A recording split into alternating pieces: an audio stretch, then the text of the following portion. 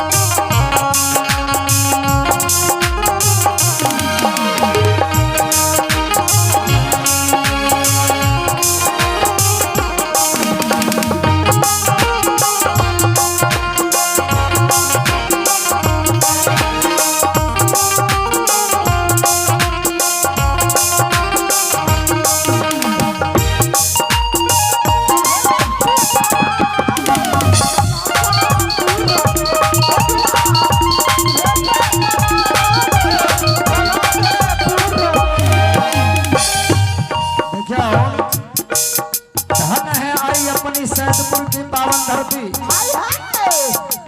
जहाँ पर ब्रह्म महाराम दुल्हा वेश धारण करके अलथिन सखी सब पाहुन सरकार से कहे छथिन हम न करबै करो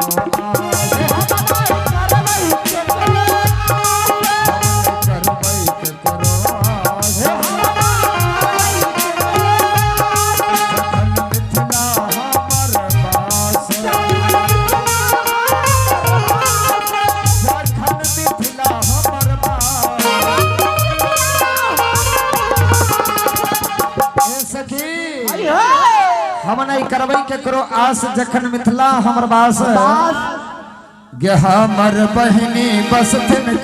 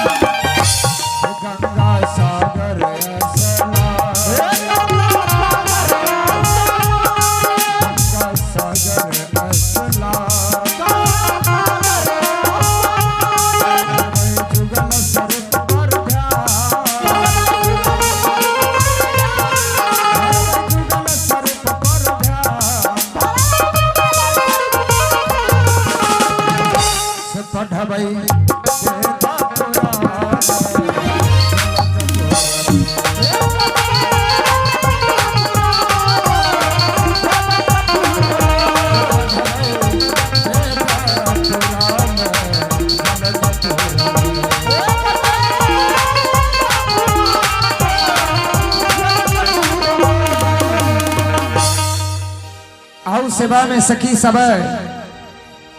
पाहुन सरकार के श्रृंगार आरती करे छथिन।